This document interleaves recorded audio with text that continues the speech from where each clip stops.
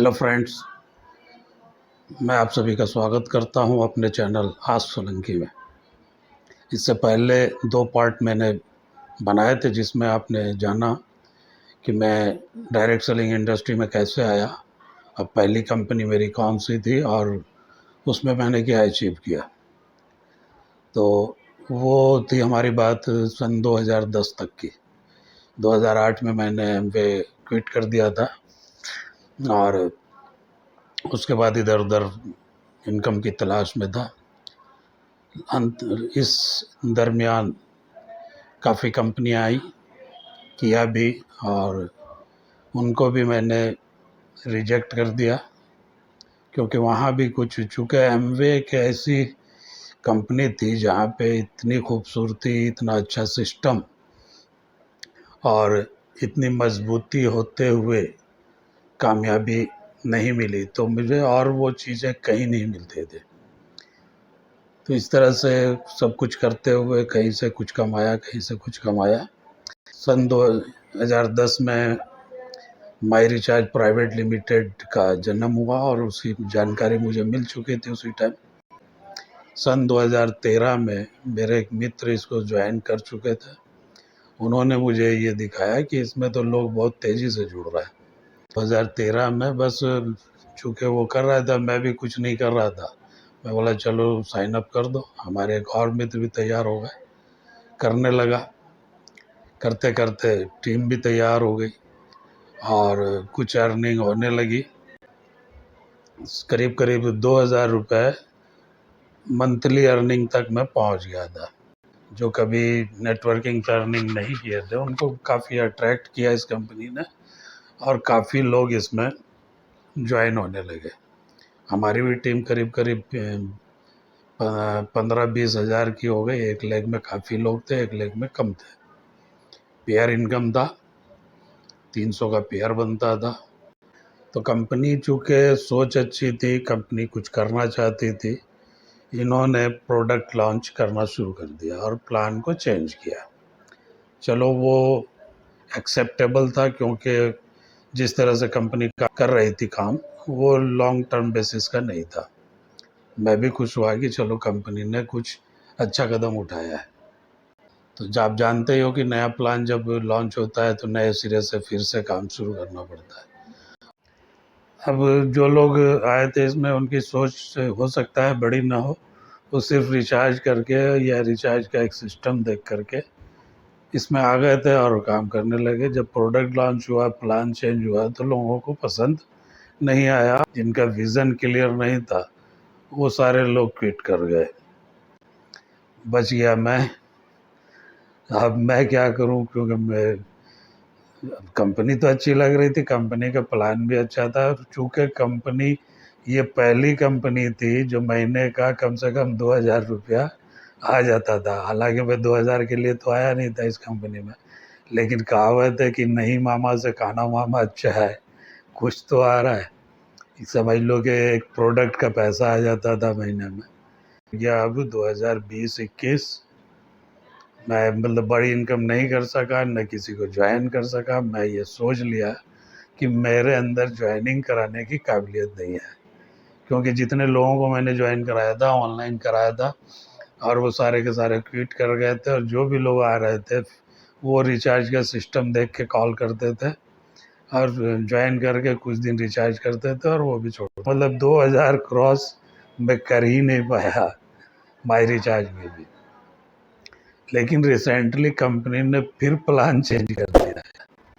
हालांकि रूल है, कंपनी 2-3 साल में एक बार प्लान चेंज कर सकती है अगर उसकी मर्जी हो तो हो सकता है कंपनी को इसमें लॉस हो रहा हो किसी तरह से, क्योंकि जो मेरे जैसे नहीं काम करने वाले सिर्फ यूजर बन गए, महीने का 1500-2000 रुपया ले ही लेते थे और अब कर दिया है सेल्फ परचेजिंग पे 0। आपको जो भी आएगा वो बाइनरी मैचिंग बोनस आएगा।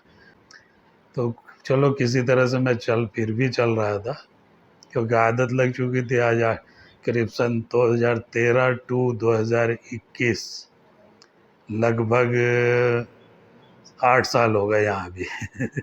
8 साल का सिनेरियो मेरा फिक्स हो गया लगता है। तो अब क्या करूँ, फिर यहाँ पे देख रहा हूँ, हालांकि मेरा परिवार चल रहा है, लड़के अब कमा रहे हैं, मेरे चारों बेटे जॉब करते हैं, अब महीने का इतना कमा लेते हैं कि घर परिवार मीडियम क्लास जिस तरह से जीता है वैसे चल रहा है। लेकिन चूँकि मेरा विज़न बड़ा नेटवर्क मार्केटिंग और डायरेक्ट सेलिंग में एक विज़न जो है बहुत ख़राब होता है, ये मेरे को दिल में कचोटता रहता है कि जाग उठो जागो कुछ करो। तो इस बीच में माई रिचार्ज के टाइम में मैंने यूट्यूबर का भी काम शुरू कर दिया था।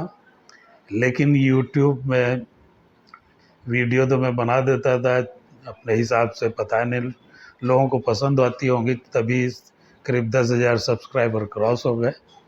क्योंकि सिस्टम में कोई ऐसा नहीं था कि लोगों को हेल्प मिल चुके, मैं उनकी बहुत हेल्प करता था थ्रू यूट्यूब, उनको सिस्टम की जानकारी देता था अपने हिसाब से। क्योंकि मैं मोटिवेटर और ट्रेनर तो हूँ नहीं, मैं अपने हिसाब से उनको मोटिवेट और ट्रेनिंग देता था अपने वीडियो के माध्यम से। कुछ कंपनी के वीडियो भी मैं उनको प्रोवाइड करता था वहाँ से। इस तरह से वो लोग कहीं ना कहीं ज्वाइन भी करते थे और सीख भी रहे थे, तो उनको मेरा चैनल पसंद आया। लेकिन वहाँ भी एक खराबी क्या थी, लोग सब्सक्राइब नहीं करते थे और दोबारा उस वीडियो को शेयर नहीं करते थे कि लोग आगे देखें। जब वहाँ देखेंगे व्यूअरशिप आएगी तभी मेरी अर्निंग होगी।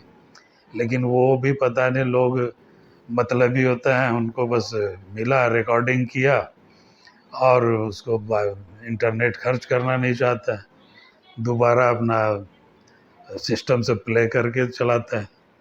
तो वहाँ से भी मेरी अर्निंग कोई ख़ास नहीं हुई और मैं फिर वहाँ से भी थोड़ा स्लो हो गया। अब जा कर के भाई पैसा तो कमाना है, कुछ ना कुछ तो मैं कह चुका था कि बस अब और नहीं, अब और किसी कंपनी में मेरे को ज्वाइन नहीं होना। बहुत सारी कंपनी अप्रोच कर चुकी थी इस बीच में कि यार कहाँ फंसे हो सर, या इधर आ जाओ। तो मैं बोला नहीं यार, अब नहीं दिल करता है, मेरे से काम भी नहीं होता है। लोगों को मैं थक चुका हूँ बोल बोल करके, लोगों को समझ में ही नहीं आता है ये नेटवर्क मार्केटिंग क्या है। और पता नहीं हम नेटवर्कर पागल होता है या उसका इतना बड़ा सपना क्यों होता है। उसमें से कुछ लोग कामयाब हो जाते हैं। और इसकी मैं हकीकत बताऊं तो वीडियो बड़ा होगा। नेटवर्क मार्केटिंग में एक पिरामिड बनता है, चाहे वो मतलब लीगल हो चाहे इलीगल हो, पिरामिड तो सभी में बनता है। एक के नीचे लोग आते हैं और उसके नीचे फिर लोग आते हैं, फिर उसके नीचे लोग आते हैं, एक पिरामिड स्ट्रक्चर बनता है। तो जो सबसे टॉप पर होता है उसमें से 3 से 5% लोग कामयाब होता है।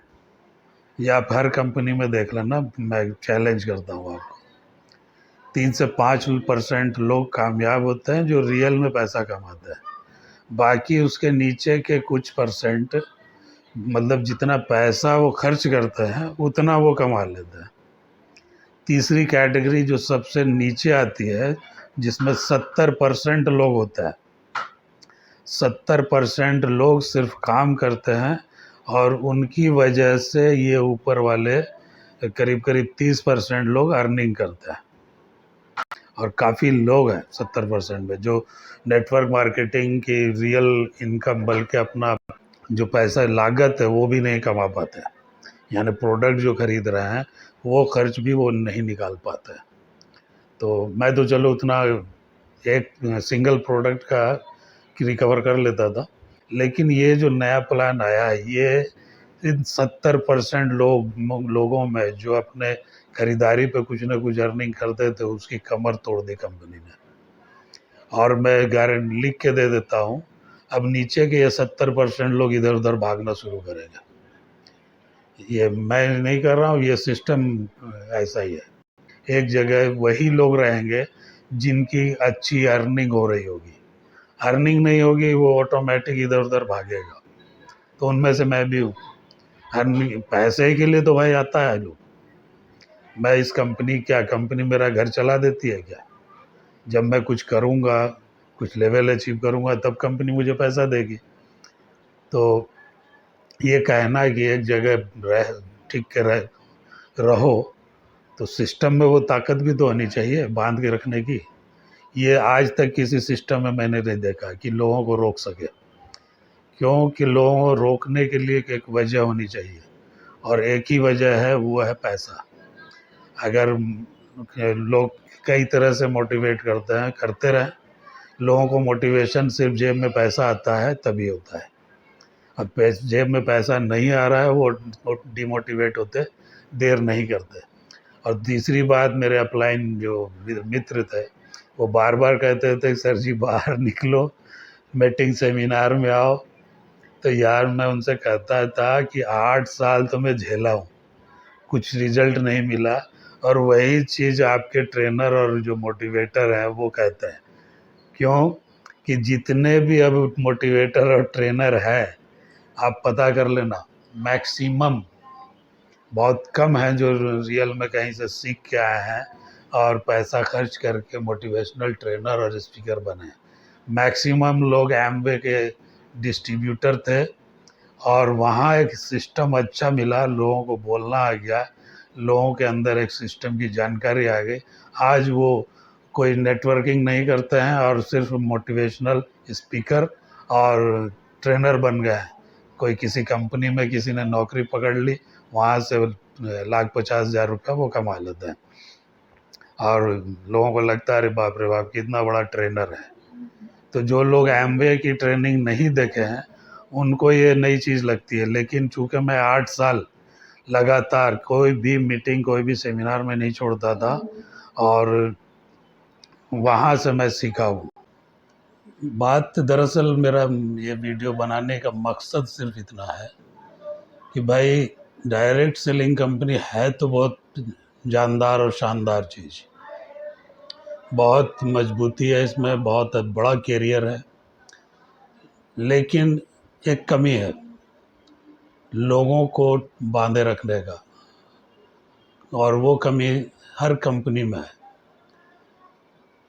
सबसे पहले कंपनियों को और इस सिस्टम को, डायरेक्ट सेलिंग को, ये सोचना होगा कि लोग जिस कंपनी में ज्वाइन करते हैं वो उसमें कैसे टिकेंगे। और मेरी अपनी सोच है, हो सकता है मैं गलत भी हूँ, इतनी बड़ी बड़ी कंपनियां हैं और डायरेक्ट सेलिंग में एक से एक दिग्गज है, मैं कुछ भी नहीं हूँ उनके आगे, कि कंपनी को प्लान इस तरह से डिज़ाइन करना चाहिए कि जो आने वाले हैं उनको आते ही कुछ अर्निंग शुरू हो जाए।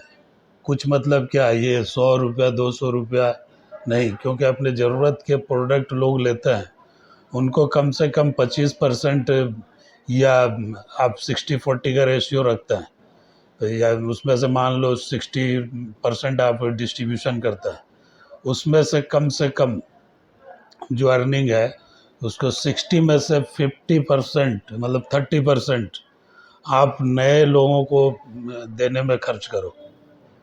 वो सबसे बड़े आपके एडवर्टाइज़र हैं, आपके मोटिवेशन है। फील्ड में वर्क वही करते हैं, भाग दौड़ वही करते हैं, उनका अपना खर्च होता है, और आप ज़्यादा इनकम देते हो ऊपर वाले को जो हाई रैंक में चलेगा, उनको 1% भी मिलेगा तो बहुत ज़्यादा हो जाता है।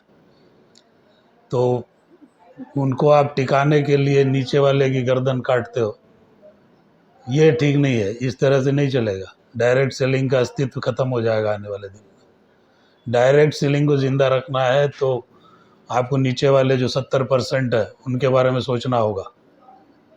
वो खर्च करके आते हैं, मेहनत करते हैं, रात दिन एक करते हैं, उनको इतना भी पैसा नहीं निकल पाता है कि वो फील्ड में जा कर के काम कर सके, और उनको सिखा देते हो कोट टाई पहनो, वो खर्च कहाँ से लाएंगे। अरे जिनके पास पैसा है वो तो लेके आ जाते हैं। ये मैंने ज़्यादातर देखा है, शादी में जो सिलाया था वही पहनते हैं, तो क्योंकि उनके पास बेचारों पर है ही नहीं पैसा। कहाँ से सूट सिलाने में 5-10 हज़ार रुपये का खर्च होता है, रेडीमेड भी लेने जाएंगे तो 3,000 से नीचे नहीं मिलेगा। तो कम से कम ये सब ध्यान रखो, नीचे क्लास के लोगों का ध्यान रखो आप, कि वो जब आते हैं बहुत सपना लेकर के आते हैं, और उनके पास अर्निंग किसी किसी के पास मेरे जैसे ज़ीरो होती है, और उनको जब कुछ नहीं मिलता है तो वो क्या करें। आपकी कंपनी का सिर्फ मीटिंग सेमिनार में जाके ताली बजाएं? आपके उनको क्या मोटिवेट करेंगे स्पीकर? ये जो मीटिंग में जाने वाले दर्शक होते हैं, ये उनको मोटिवेट करता है बोलने के लिए। उल्टा सिस्टम है। सिस्टम को आप सही करो, नए लोगों को अर्निंग दो ज़्यादा, और ऊपर जो ज़्यादा उनकी तो टीम बन चुकी है, उनको तो 1-1% भी आएगा, 2-2% भी आएगा, 3-3% भी आएगा, तो उनके पैसा ठीक है होना चाहिए। यानी मैं कहता हूँ कि लिमिटेड होना चाहिए, अनलिमिटेड होना चाहिए, लेकिन आपको इतना पैसा मिलने लगा है, जब नीचे वाले टिकेंगे तब ना आप ज़्यादा कमाओगे। नीचे वाले कमाते नहीं है, वो छोड़ के भाग जाते हैं, आपकी इनकम नीचे आने लगती है, आप चिल्लाने लगते हो कंपनी पे। कंपनी क्या करती है लास्ट में? अपना प्लान, अपना सिस्टम चेंज कर देती है। अरे सिर्फ कंपनी जिंदाबाद करने से किसी का पेट नहीं भरता है। पेट भरने के लिए पैसा चाहिए, और वो आप लोग छीन लेते हो नए लोगों से, नीचे काम करने वालों का। तो उनके बारे में सोचो, तभी एक इंडस्ट्री चलेगी, नहीं तो इंडस्ट्री फेल होते ज़्यादा टाइम नहीं लगेगा। आप करते रहो मीटिंग और सेमिनार और ये। अरे अभी जाओ ना यूट्यूब पे, एक से एक जो एमवे के डायमंड है, वो अपना यूट्यूबर बन गए हैं, यूट्यूब से पैसा कमा रहे हैं। वो एमवे से या डायरेक्ट सेलिंग से पैसा नहीं कमा रहे हैं, लेकिन शिक्षा किसकी देते हैं? डायरेक्ट सेलिंग की। डायरेक्ट सेलिंग की शिक्षा देते हैं, और कमा कहाँ से रहे हैं? यूट्यूब से। अरे जब भी डायरेक्ट सेलिंग में इतनी कमाई थी और आप इतना कुछ जानते हो कि ये करना चाहिए वो करना चाहिए, तो जिसको आप सिखा रहे हो उससे बढ़िया तो आप कर सकते हो। आप क्यों नहीं डायरेक्ट सेलिंग में हो? क्यों नहीं कमा रहे हो? मेरा जवाब दो। क्यों आपको यूट्यूबर बनने पर मजबूर होना पड़ा? सिर्फ ये बहाना है कि आप शिक्षा दे रहे हो और ट्रेनिंग दे रहे हो, साथ में आप किताबें बेचते हो, साथ में आप जो बड़ी बड़ी ट्रेनिंग होती है उसके टिकट बेचते हो, बुकिंग कराते हो, वहाँ से पैसा अर्निंग करते हो। आपके पास तो मतलब जानकारी है, आपके पास बोलने की काबिलियत है, आप तो कमा लोगे। लेकिन जिनको आप सिखा रहे हो वो बेचारे सीखने की लालच में आपको पैसा देते रहते हैं। अपना घर कोई बेच के आता है, कोई क्या बेच करके आपको देता है, सिर्फ कि मैं किसी तरह से कामयाब हो जाऊं। आप कामयाबी का सिस्टम तो बताते हो, लेकिन उनको रियल में कमाई का सोर्स देने की कोशिश करो, वो तो जुड़ जाएंगे। नेटवर्क मार्केटिंग में, डायरेक्ट सेलिंग में आने के लिए जीरो है, कोई भी आ सकता है, कहीं से भी आ सकता है, ये सब बड़ी अच्छी बात है। लेकिन आने के बाद उसको जो आपने सपना दिखाया है वो कमाई तो होनी चाहिए। वो प्लान भी दिखाता है, सब कुछ करता है। अरे इसमें कुछ खर्च होता है भाई, प्लान दिखाने में भी खर्च होता है, कहीं जाने में खर्च होता है, प्रोडक्ट खरीदने में खर्च होता है। उसके पास इतनी कमाई नहीं है। आप हिंदुस्तान की पर कैपिटा इनकम को देखो क्या है। एक एवरेज आदमी, मतलब 90-80% लोग 3,000 मंथली कमाते हैं। उसको आप बोलते हो 10 से 15,000 20,000 रुपया खर्च करने के लिए, कहाँ से करेगा?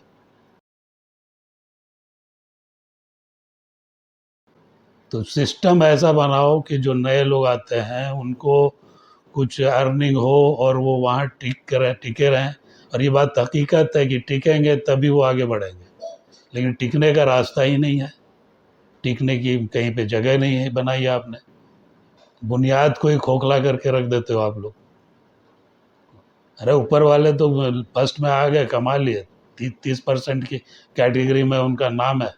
उनको कितनी भी कम कमाई होगी, लाख 1.5 लाख 5 लाख 10 लाख जो होती है, उसका अगर 1% भी उसको आएगा तो उसको भूखा नहीं मरेगा वो। लेकिन नीचे वाले अगर चले गए कहीं तो आप जीरो पे आ जाओगे। डायमंड सिर्फ कागज़ पे लिखा रह जाएगा, कहीं डायमंड और क्राउन एम्बेसडर आप लोग नहीं रहोगे। इनकम आज मैं देखता हूँ डायमंड जीरो पे है, दूसरा काम करने के लिए मजबूर है।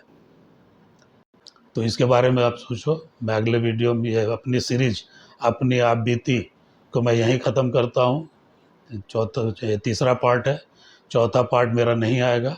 अब मैं कुछ आप लोगों को सिखाने की कोशिश करूँगा और कुछ नई चीज़ें बताने की कोशिश करूँगा। तो अगर आप भी सुनना चाहते हो, बेशक इस वेलकम है आपका। आप मेरे वीडियो को लाइक करो, सब्सक्राइब करो और शेयर करो। मैं ये इसको मत देखो, मैं कोट टाइप पहन के जल्दी नहीं बोलता हूँ, मैं ऐसे ही बोलता हूँ। हाँ, सेमिनार मीटिंग में लोगों से मिलना होता है तो मैं जाता हूँ, कोट पैंट भी पहनता हूँ, टाई भी बांधता हूँ। मैं रियल में जो हूँ। और अगर आपको ये नहीं पसंद आता है वीडियो में, तो आप मेरे को कमेंट करो कि भाई कुर्ता पहन के, लुंगी पहन के आप वीडियो मत बनाया करो। तो मैं कोशिश करूँगा अपनी पर्सनैलिटी को और डेवलप करूँ। ये मत माने नहीं रखता है कि आप क्या पहने हो, कैसे आपकी शक्ल कैसी है, आपकी एज क्या है। फैक्टर ये होता है कि आप लोगों के सामने सच्चाई पेश कर रहे हो, सच्चाई बता रहे हो। मैं यूट्यूब में सिर्फ सच्चाई बताने के लिए आया हूँ, कुछ लोगों को सिखाने आया हूँ, ताकि लोग मेरी बातों से प्रभावित हो, सीखें और अपने जीवन में डायरेक्ट सेलिंग में न कर सकें। अगर मेरी एक बात भी किसी को अच्छी लगी हो तो लाइक ज़रूर करना, शेयर इस वीडियो को ज़रूर करना। भैया रिकॉर्डिंग करके मत देखना, शेयर करो और सब्सक्राइब करो, जाके लोगों को भी मोटिवेट करो वो ज़्यादा से ज़्यादा सब्सक्राइब करें। सब्सक्राइबर बढ़ेंगे तभी मेरा ये यूट्यूब चैनल चलेगा, अदरवाइज़ मैं भी औरों की तरह कुछ दिन चला करके फिर ठंडा हो जाऊंगा।